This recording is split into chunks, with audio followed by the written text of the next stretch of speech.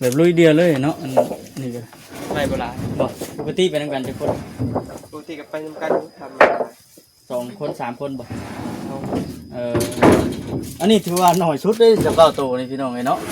ไม่เป็นน้อยกันเดียว บ่แค่ว่าไกลไอ้ดีเพิ่นก็บ่ได้ไปส่งบ่ไปคือกันคิดค่าน้ำมัน ค่าน้ำมันเนาะ แม่ อันนี้ก็เพิ่นคิดค่าน้ำมัน100,000พี่น้องเอ้ยเนาะประมาณไปกับไปลายบินมาครับเด็กน้องเอ้ยหมายสกอตตัวนึง2,600,000กับ20,000พี่น้องเนาะ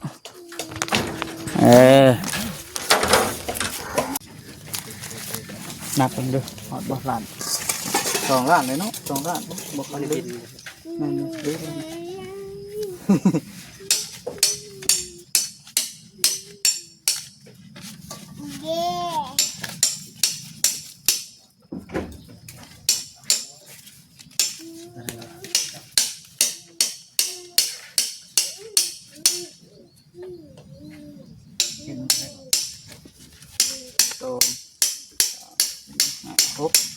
600,000กับ20,000เนาะปลายเพิ่นเด้อพี่น้องเนาะ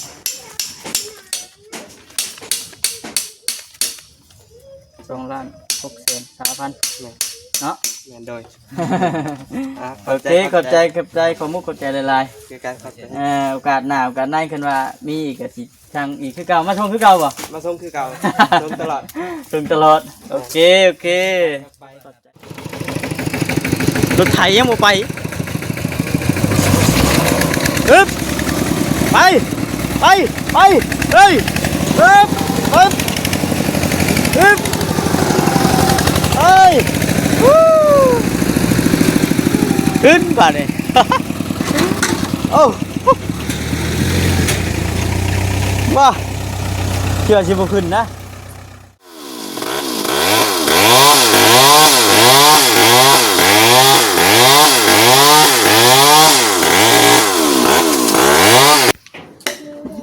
คักเลยเนาะ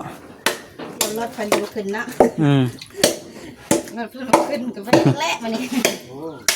กุมมือแล้วมันนี่เห็นว่าอันนี้เป็นส่วนของลูกชายแม่ป้าเพิ่นเด้อ$50ซื้อมาให้อยู่ให้กินมีของปลาไว้กินหลายมื้อใจพันมาเลยพันหันคิดอีดูสงสารเพิ่นก็มาอุดหนุนใส่เอื้อยเนี่ยอยู่เนื้อกินยันเพิ่นเอื้อยอดหิวเอื้อยปักมองเพิ่นคิดอีดูสงสารเอื้อยก็ขอบใจเพิ่นหลายๆหันเลยเพิ่นบ่ลืมเอื้อยแล้วเพิ่นก็ยังคิดในใจเพิ่นตลอดว่ายังมีเอื้อยที่ถูกงานปักมองเพิ่นคอยช่วยเหลือมาตลอดเลยขอบใจเพิ่นหลายๆเด้อเพิ่นดีมีแห้งเด้อทางลูกชายเพิ่นและทางแม่ป้าเพิ่นดีมีแห้งหมดหมู่ทุกคนขอเพิ่นปรารถนาสิ่งใดก็เพิ่นได้สิ่งนั้นเด้อรวมทั้งกัน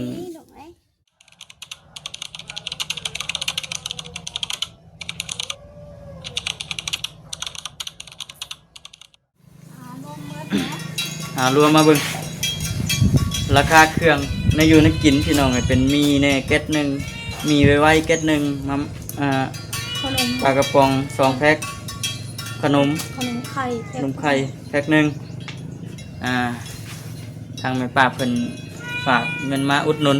เป็นเงินของลูกชายของแม่ป้าเนาะฝากมา$50ไปสันอุดหนุนเครื่องของในหันเบาคำขอบคุณหลายๆเด้อน้องบุญไปเท่าไหร่50ค่ะโซ่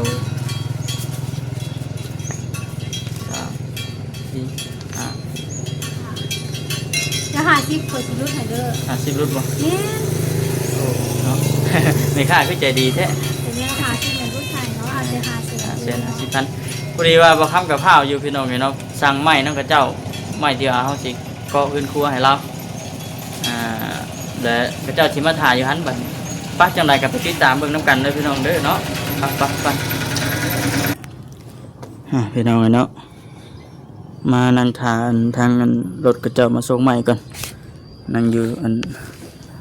ทางแวะเข้าบ้านสะบุญพี่น้องเนาะ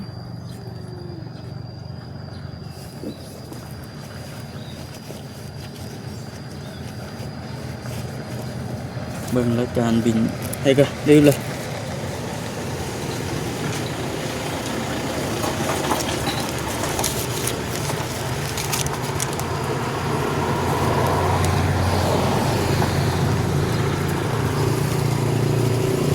นี่เลยพี่น้องเอ้ย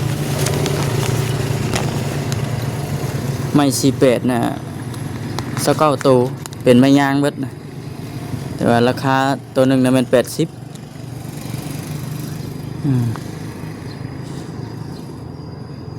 บัดทีนี้อันเป็นล่มในสองแผ่นละแสนพี่น้องเอ้ยเนาะ เพิ่นขอค่าน้ำมัน100,000ว่าซั่นว่าน้ำ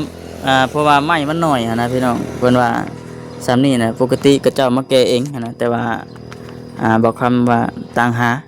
แค่ว่าเฮาสิไปแก้เอาก็คือว่ามันก็ไกลเติบอยู่พี่น้องเอ้ยเนาะเพิ่นเลยขออันค่าน้ำมันใน100,000ว่าซั่นรวมเบิดแล้วแม่นอัน2,600,000กับ20,000พี่น้องเอ้ยเนาะนี่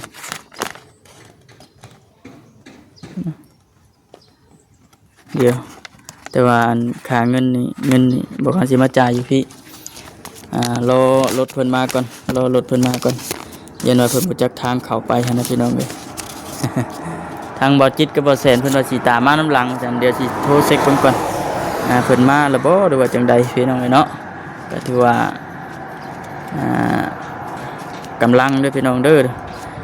สร้างผู้ที่ว่าสิเฮ็ดอันเฮือนแล้วก็ถือว่าว่างพอดีพี่น้องเนาะไปมาแล้วไปเลย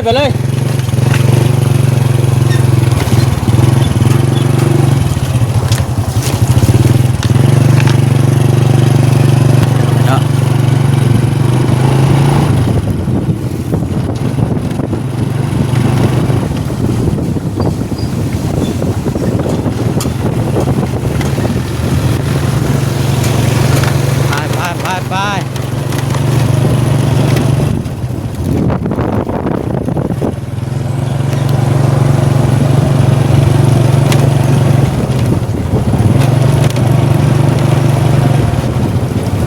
ไปพี่น้องเนาะพอดีว่าทางเป็นมาก่อนจักรยานเล็กตะปูมันล่นลงเสตีรถในกระบะนั้น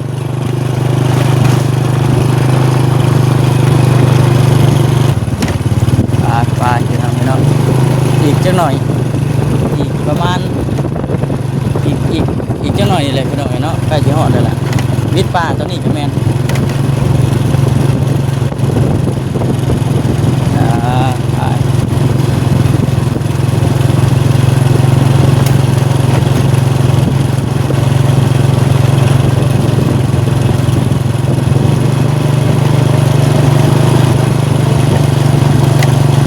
บ่ฮะจอดนำบ่ลงไปหันบ่ได้อยู่บ่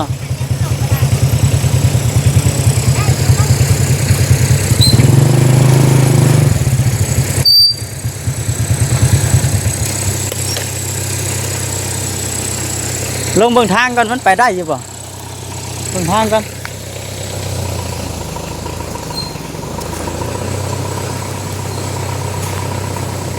ไปได้บ่เห็น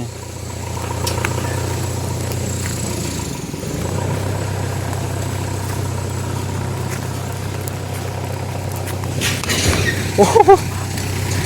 ได้บ่ไปเราไปถ่ายเพิ่นเด้อเนี่ยพวกไปนั่นแหละ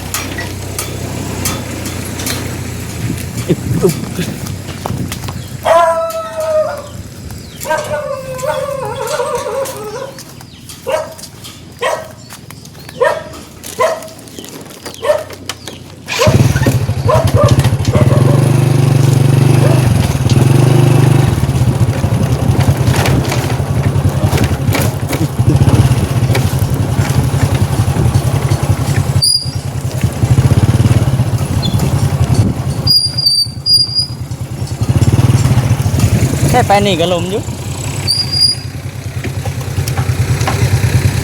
ฮะนี่แหละเอาลงนี่ดิเอาลงนี่ก็ได้นี่คนลังไว้นี่ในสี่คนเอาก็ได้ดอก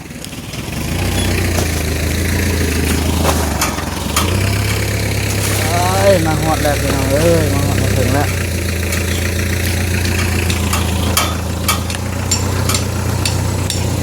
โอเคเอาลงดุมเลยป่ะเอาลงเลยป่ะไปจ้าลงมาเลยมันบ่ไหลแล้ววะ โอเคป่ะสบายดีบุญ สบายดีนางเอ้ย ไม่ยังอ่ะนะ เฮ็ด เฮ็ดมาแต่รอเฮ็ดใหม่ๆเนาะ เฮ็ดน้ำมันน้ำมัน ว่า เฮ็ดทาน น้ำมนต์น้ำมองเฮ็ดหน้าเศร้า คุณทางไอ้ลื่นเพิ่นกำลังถากเสาอยู่สบายดีเด้อ สบายดีสบายดี ทั้งช่างพร้อมแล้วบ่บัดนี้ พร้อมแล้วสร้างก็แล้วเฮ็ดเวียก ไปลงทางไหนบนไหนกาดแบ่งพูดเลยเนาะไปนอกนึงก็ได้บ่ ได้เงินทางนอกก็ได้เอาตะเพิ่นมาทาง ไม่ได้พังไม่ดังเพิ่นมา เพิ่นบ่ไม่อันนั้น29ตัวพี่น้องเอ้ยเนาะ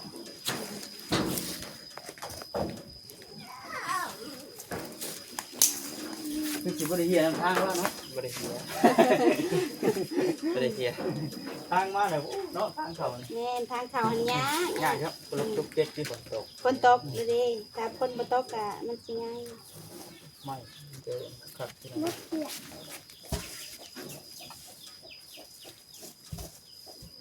คิดว่าคนสิตกได้เหมือนคือเนาะ คืออยู่เนาะแบบมันเอาจ้ะ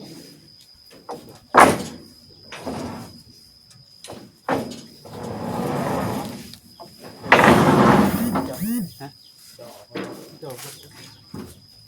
เอารถไว้เพิ่ม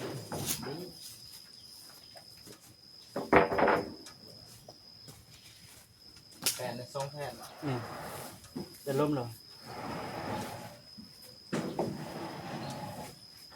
ตามเทียนหาจดไว้เมื่อนั้นเลยโบรุดโบเกินฮะ ก็แค่นกับพอดีเลย โบรุดโบเกิน แม่นมันได้ผ้า ไปพา ผ้ากลางเนาะแม่นนั่น เหตุกลางเลยเดียว อันนี้เจ๊ใส่ทางนี้เด้อทางบันไดนี่ก็ใส่ ใส่ก็ผ้านี้ได้เลยผ้ากลางนี้พอดีเลยนะเป็นหนุ่มอ่ะ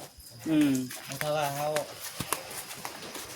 ใส่เบิดเลยมันคือขึ้นใหญ่พวกเขาเนี่ย โยมันกับเปิงเชิงอยู่แล้ว ซื้อๆนี่นะ มันใหญ่เนาะเฮ็ดเอาแล้วเนี่ยมันคือเนาะ ไอ้เลือดอะไรเองเราจะจัดเองหรอ อารมณ์มันวิทย์จากรถน่ะก็ เนี่ยสิได้ใช่ นั่นเหรอ ไปเนาะ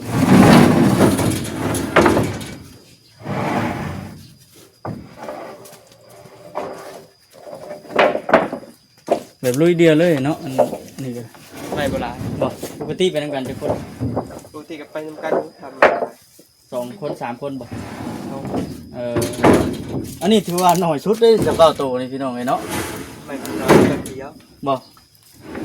แค่นว่าไกลไอดีเพิ่นก็บ่ได้ไปส่งบ่ ไปคือกันคิดค่าน้ำมัน ค่าน้ำมันเนาะ แม่ อันนี้ก็เพิ่นคิดค่าน้ำมัน100,000พี่น้องเอ้ยเนาะ ประมาณไปกับไป เป็น ไป ว่า ลายเลยถ้าไม่น้อยกับไปเมื่อไรกันลูก ค่าน้ำมันนี่ได้ติ น้ำมันดิทักจริงดิ บุตรีเพิ่นได้พี่น้องเนาะ ถ้าลายไปอยู่ แม่นกับเฮาเบิ่งระยะทางพร้อมเนาะระยะทางมันพอสมควรก็จังไปเฮาสิไปแก้เองแก้แต่มันเกี่ยวจังได๋คือทางบ่คำเฮาล่ะพี่น้องเนาะ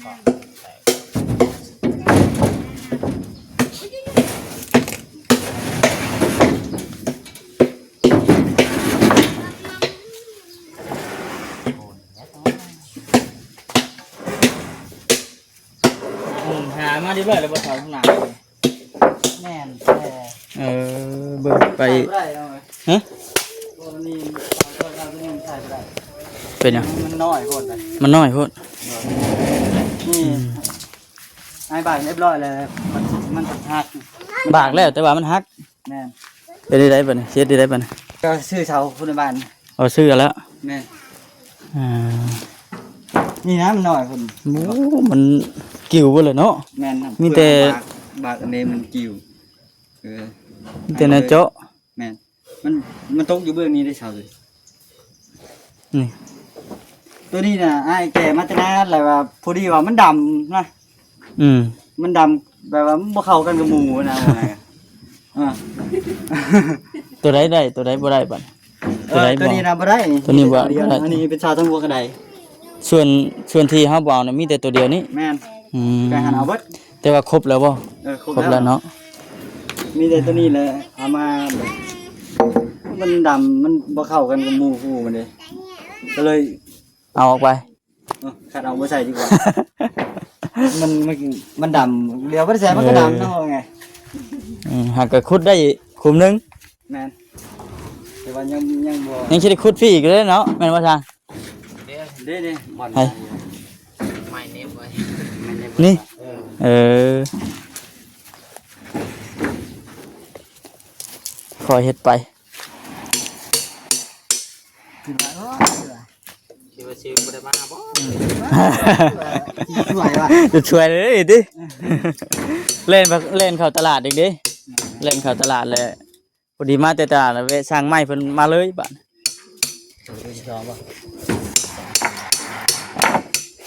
เบาจิตเบาแสนกำลังกันตามหลังมาน้ำหลัง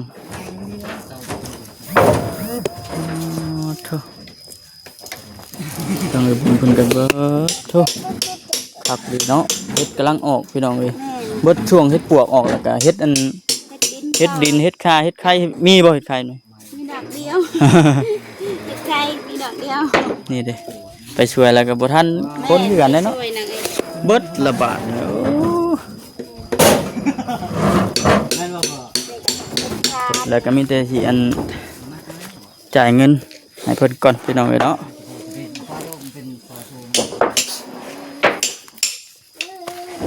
บินมาครับนี่เด้อพี่น้องเอ้ยไม้สกอตโตนี่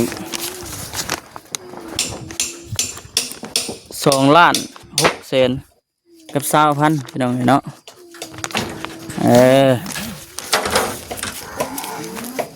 บ่ได้ธรรมดาได้มาตัวนี้ก็ได้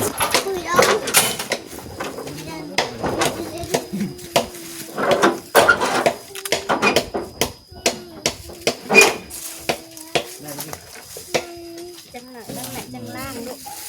นี่แล้วนางเอ้ยเอาไปส่งกระตาปลาพรนะลูก แป๊บนึงเด้อเงินก่อนฮ้อนเอ้าเนาะ แม่นเฮ็ดสิออก บ่ขาดบ่ได้อันแดดแห้งบ่ได้เด้เนาะ บ้านเขาก็ได้เฮ็ดพวกอีกเด้ อ่า ก็ได้เฮ็ดพวกโมนึงกำลังจุ่ม น่าคืบเนาะ บัดมื้อนั้นหัดตบขาบเลยเนาะตบขาบแรง เจ้าจะรู้จุดตัว เออ ไปส่งกระตาปลา ต พ ก ร เด้อ นั่นแหละ พี่น้อง นั่นแหละเดี๋ยวแม่ปัดเองเฮือนน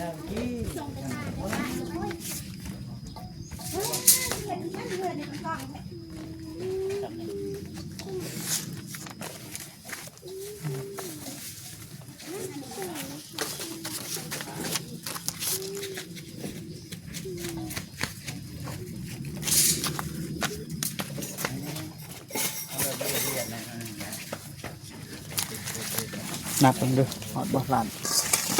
2ล้านเลยเนาะ2ล้านบ่ค่อยได้กินนั่นเด้อ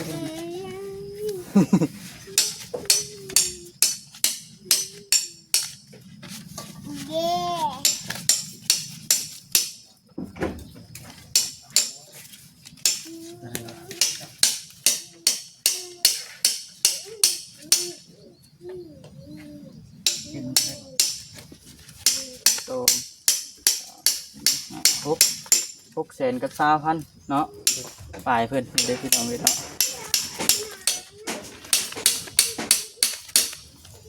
2,620,000 เนาะ แม่นโดย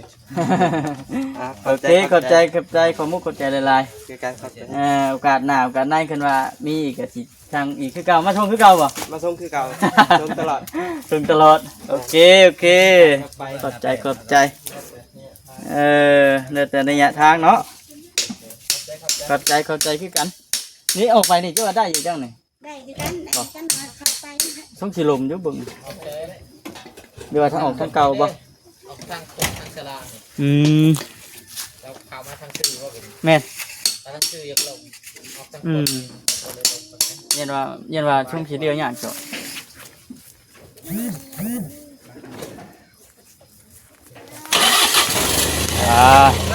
ฮะสิได้อยู่รถเลยเนาะบาดนี่เป็นที่ไหนข้างไม่ป่ะบาทนี่พี่น้องเอ้ยลองเด้อบ่เลยเด้อ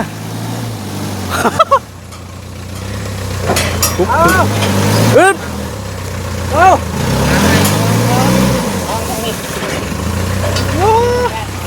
เห็นที่ไหนบาทนี่บ่ขึ้นแน่งว้าวโยกเฮ้ยโอ้ได้ครับ นักกราบไม่ใช่กราบไม่ไม่เท่าเลยเจ้าเลยกราบไม่ใช่ มาเลย ยิ่งดูแห้งโลก บัดสิเมื่อพี่น้องเลยอย่านักเงินมึงกินนี่จักบ่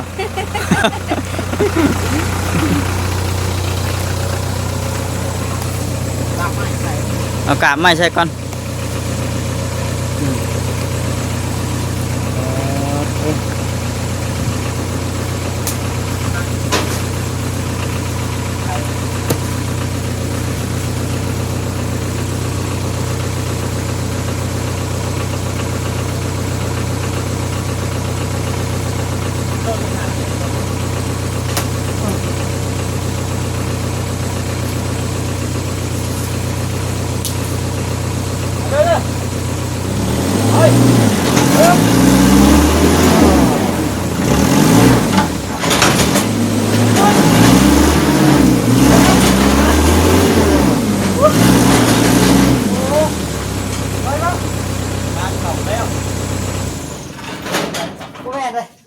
นี่นะเลย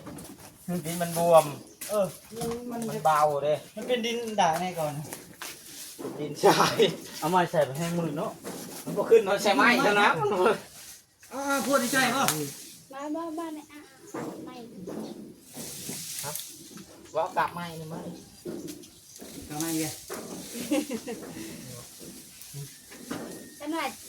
จอดนะก็ดีเลยได้นะ ขอบคุณเลยเนาะ เอาไม่ใช่ขึ้นไม่ใช่ให้มันขึ้นที่ก่อนมาลงไหม ลงไหนดิ เพราะรถนิ้วหนักขนาดเลยเบาเลยแล้วเลย ลงใส่กันเลยเนาะ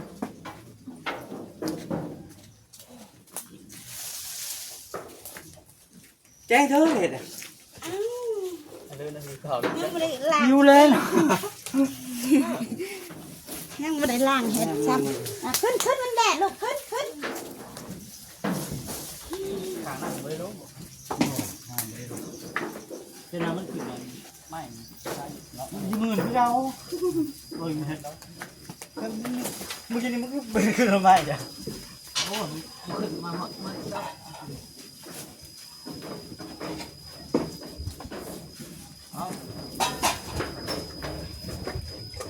ขาก่อยว่าจ้อ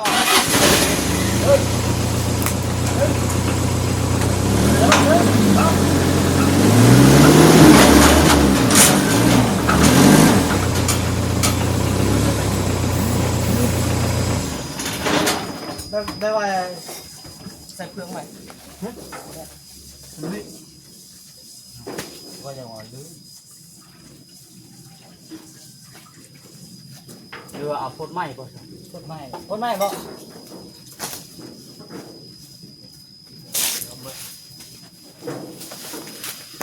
เริ่ม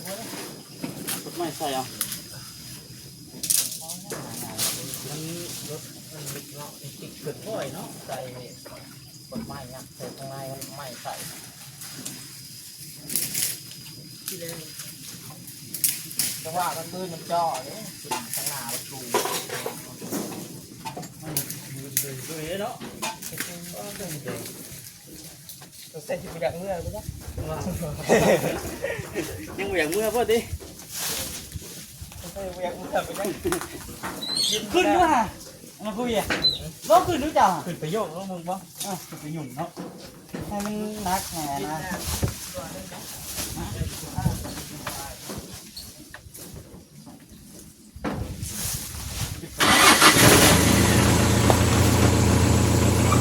รู้ขนาดไหนขนาดไหน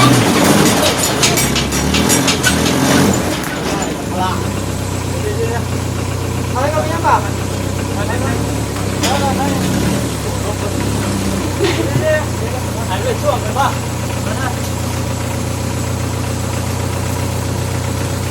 เอาไปดีขึ้นเลยไปดีฮะ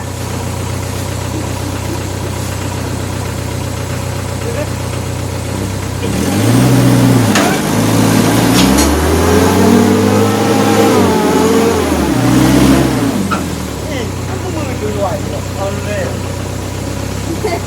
เอาไปดึง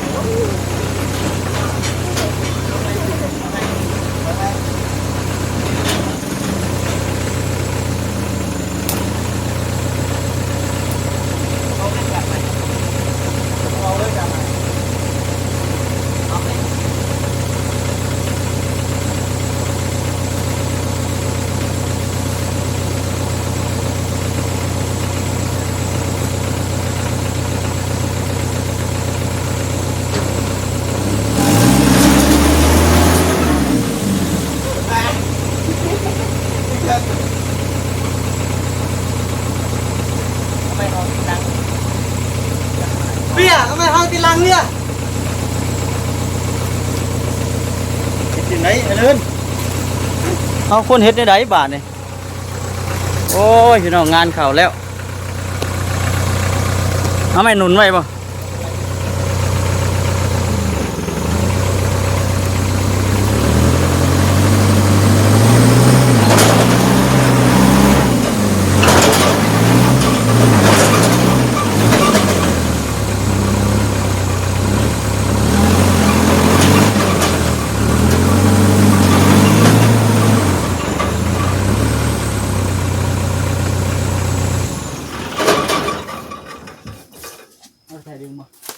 เอาไทยดึงเอาบ่มันบ่ได้ช่วงได้มันบ่ได้ช่วงทางหน้ามันจ่อแล้วมันจ่อแกมกับมันดินมันบวมเนี่ยเนาะมีเชือกบ่เอาไทยดึงนี่ชื่อว่ามีเปอร์เซ็นต์อยู่เนี่ยสายนิ้วสายรถไทยกับรถอันนี้ได้สิแห้งกว่ากันเนาะ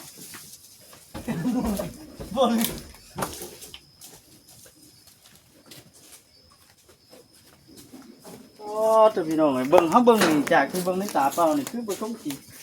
ป้า มันดื้อจังหวะดื้อจ่อแล้วสิมาหัวนะแยกออกแล้วทอยลงก็คือแล้วโป่งขึ้นทางนั้นแล้วโป่งขึ้นคือมันปั่นขึ้นคนรัก วิธีตัวใดมันดี ได้ปะคิดว่าได้ถ้าเราคิดว่าคนรักเนี่ยอ๋อ เอาหัวนี่ติออกตินี่ก็หุ่นหลังนะ คน พี่ รั เนาะ กไปพูดคนเลยตั้งขึ้นมาคนมีจังหวะ หัวอะไรกันอยู่อ่ะ นี่เด้ จังหวะก็เสียเอารถไทยดึงกันรถไทยดึงก่อนวะหรือว่าสิบคนรักมัน มาหัวกับเขาให้ เป็นเรื่องวะ เอาลองมึงเป็นหนึ่งก่อน เส้นเป็นเที่ยวยักษ์เมื่อ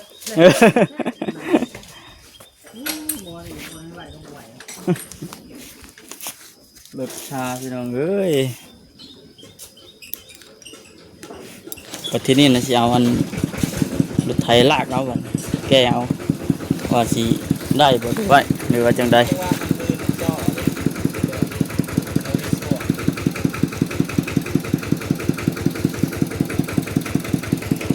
สั่งรถไถแกเอา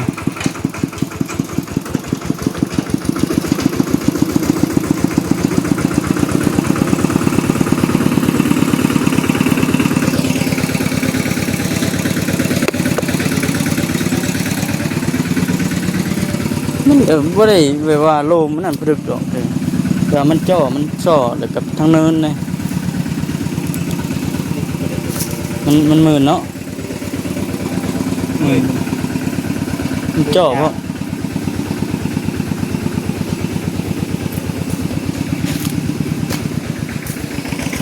มัดใส่ตัวใดก่อนเอาไปลองกันเนาะตามเบิ่งนำกันดิ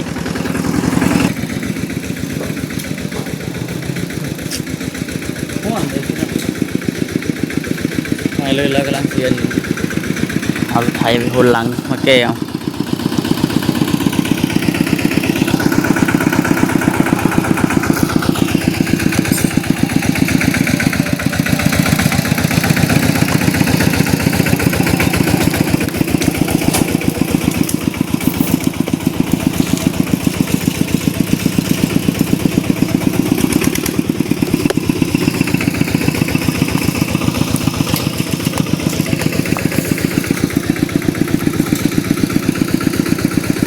บัตรเป็นสินค้าบ่ยาก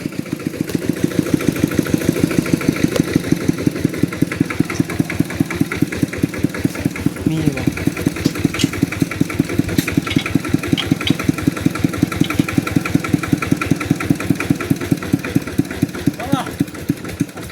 เอาละลุยแดงได้ดิอันนี้ได้ ในห้องตีนึงเด้อ ใส่ลุยเอ้ยแพงไงเนาะนี่เด้ไม่ได้คน เย็นเลยดูเบียร์ ตรงนี้เนาะ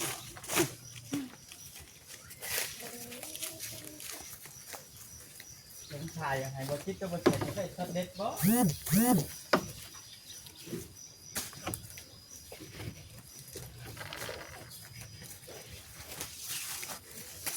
ดูบ่ครับว่าไหลดุดเลยเสีย มัดใส่ มันเส้นเท้ามันบ่ ใส่ผ้าพื้นมาเลยบ่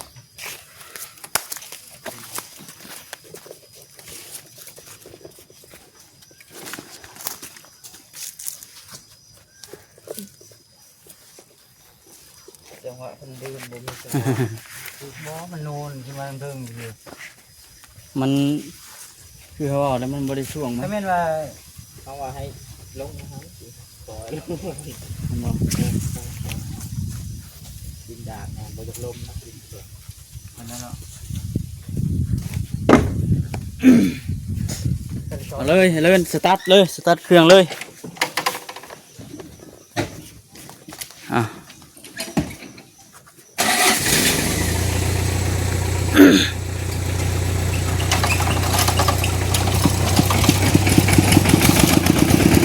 เก็บเบิ้งเป็นไงเนาะให้ลากกัน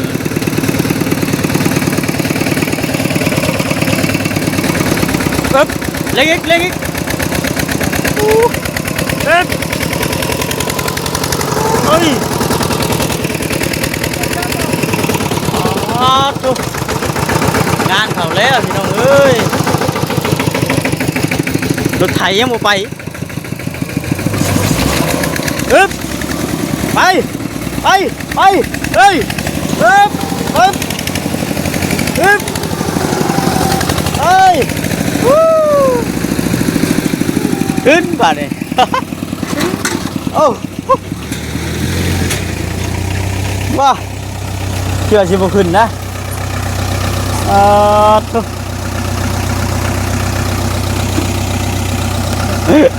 มันมีช่วง มันหมดช่วงเนาะ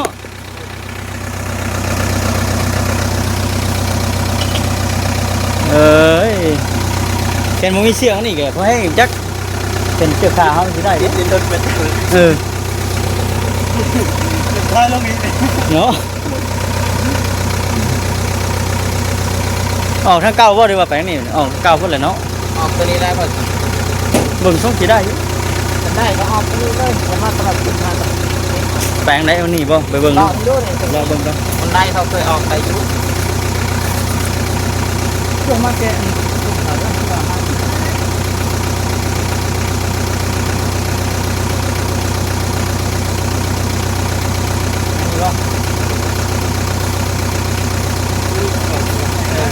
ดินรวมเลย ดินมันโลมดินมันม่วมเนาะถึงจะได้ โอเคเข้าใจว่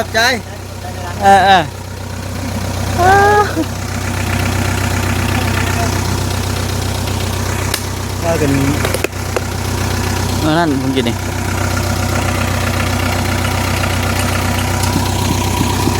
ไปจากสีน้องไงเนาะมาทำกับสีอันนี้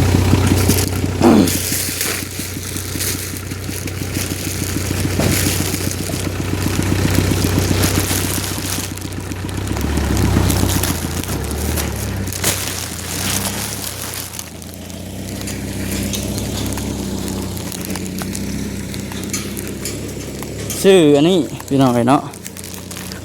เล็กตะปูเป็นว่ามันบ่พอแล้วฮะจังชื่อมาอีก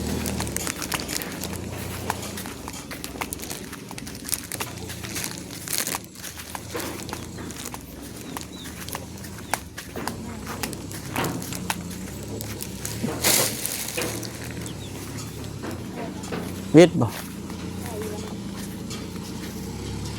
วิทย์อยู่ดอก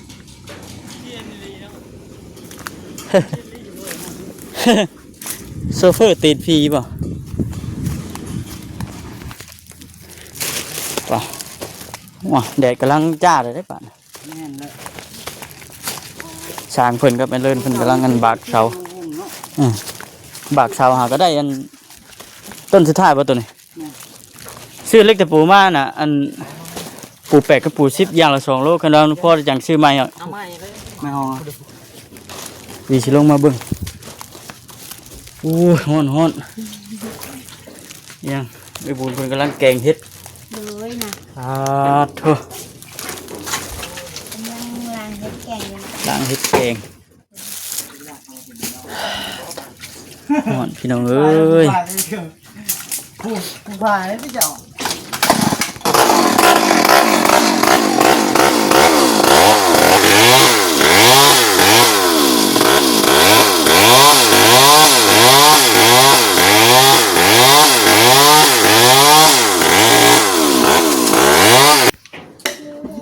คักเลยเนาะ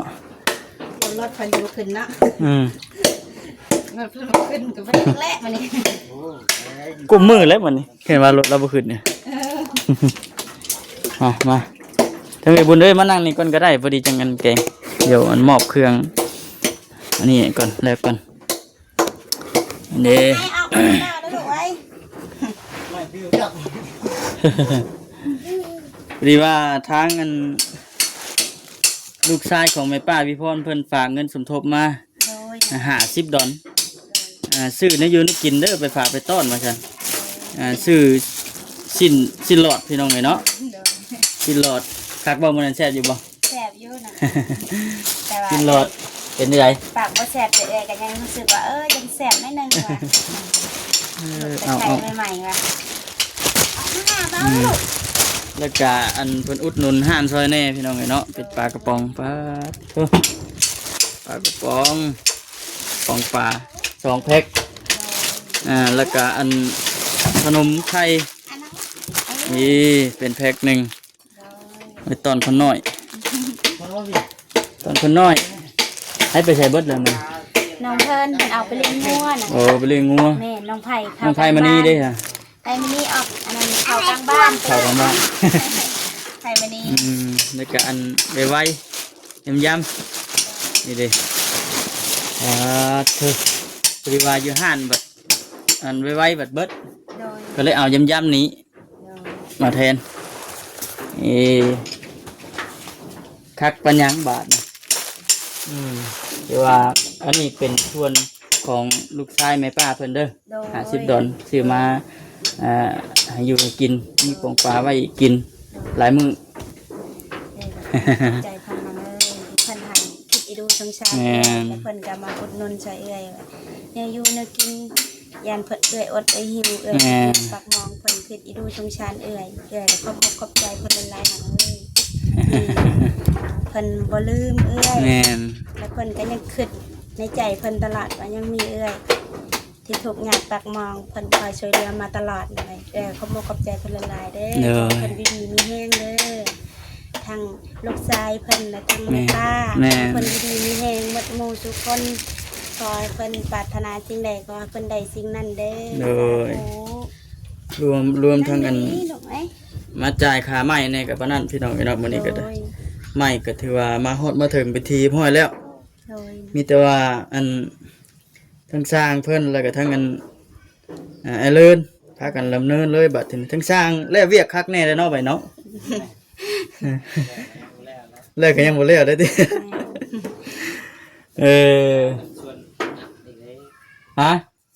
เวียกสังเกตแต่ยังไม่ได้อัด โอ้เพิ่นยังบ่ทันได้อัดอยู่ เงินนะมันแล้ว เงินเบิดก่อน เงินเรียกค่า เล่นใช้อันตัวนั้นตัวนี้แน่เนาะโอเคเดี๋ยวสิลงไปเบิ่งทั้งช้างเพิ่นก็เด้อ โดยน่ะ แล้วก็ซื้อเล็กตะปูนี้พี่น้องเนาะนี่ถ้าย่ามันเหี่ยใส่อันตีรถนี่ก็บ่ให้ขาดฟูกุ้งๆอยู่น่ะป้านี่เด้อป้าเทิงเด้อเล็กตะปูเห็นว่ามันบ่พอแล้วเฮาจังซื้อมาอีกแดดร้อนครับ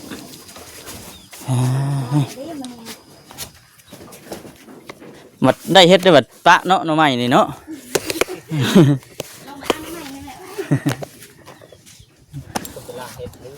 เนาะ อยากเข้าก็อยากแล้วว่า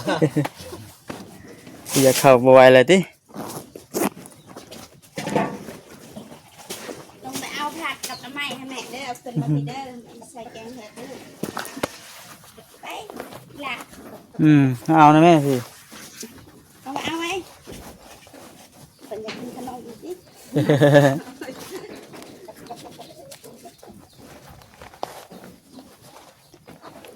อันสิเอาเงินให้ทางไอ้เลิศเพิ่นไว้ซื้อของเย็นๆชูสร้างเพิ่นกินเด้อไอ้เลิศ โดย ชื่อแนวของเย็นๆชูสร้างเพิ่นกิน เจ้า มันแดด มุกใจละลาย เงินทางแม่ป้าเพิ่นนั่นแหละอันนี้ก็ได้แต่ว่าบากเสาไว้ก่อน แม่น บากเสาแล้ว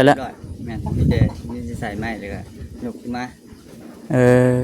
มีแต่ประกอบแล้วบัดนี้ติ แม่น กับมันขุดคุมหั่นเนาะ ต้นนั้นบ่ได้ควบคุมได้เลย เอาทางนั้นบ่ได้ขุดเลย บ่ตั้งเอา ตั้งเอา เพราะว่ายันพวกมันขึ้นไปกินไม้ เอ เต็ม อ เลยนะเสานะอาจสิแก้แต่ว่ายันมันขึ้นไปกินตัวเทิงนะพวกไม้เส้นนั่นนี่ นี่บ่ แม่นเพราะว่าเฮาจำเป็นจะตั้งเอาเลย เอาแนวใดก็ได้ แม่นตั้งเอาแต่ว่าไอ้ใส่นั่นเด้ ใส่หิน หินนะไอ้หามาให้อยู่หามาได้เรียบร้อย ครบเบิดแล้ว ครบไปแล้ว เอาถือว่าดำเนินอันทั้งช้างเพิ่นกับอันในเลิศมันก็ได้พี่น้องพี่เนาะนี่เด้ไม่ถือว่าเอามาก็ได้มื้อนั้นน่ะไปถามเพิ่นแล้วราคามื้อนี้ถือว่ามาส่งเดี๋ยวขอคำทายผูกไปก่อนไปพี่น้องเลยเนาะโอเคจังไรก็อยู่ดีไม่แห้งแล้วก็ขอบบุญขอบคุณทางแม่ป้าเพื่อนหลายๆเด้อเนาะที่ไว้วางใจทางบ่าวคำแล้วก็ไว้เนื้อเชื่อใจให้ทางบ่าวคำเป็นสะพานบุญให้เนาะจังไรก็ขอให้ทางแม่ป้าผมโดยครอบครัวอยู่ดีไม่แห้งเด้อความเจ็บอย่าได้ความไข่อย่ามีปรารถนาสิ่งใดก็ขอให้ได้ดังใจปรารถนาเด้อเนาะเหตุวิกเหตุการณ์เหตุงานอีกอย่างก็ขอให้เจริญรุ่งเรืองก้าวหน้าต่อไปหลักๆเลยก็แม่นสุขภาพร่างกายแข็งแรงเด้อเนาะ อายุมันคนยืนป่ะจ้ะพี่น้องเนาะสบายดีเด้อ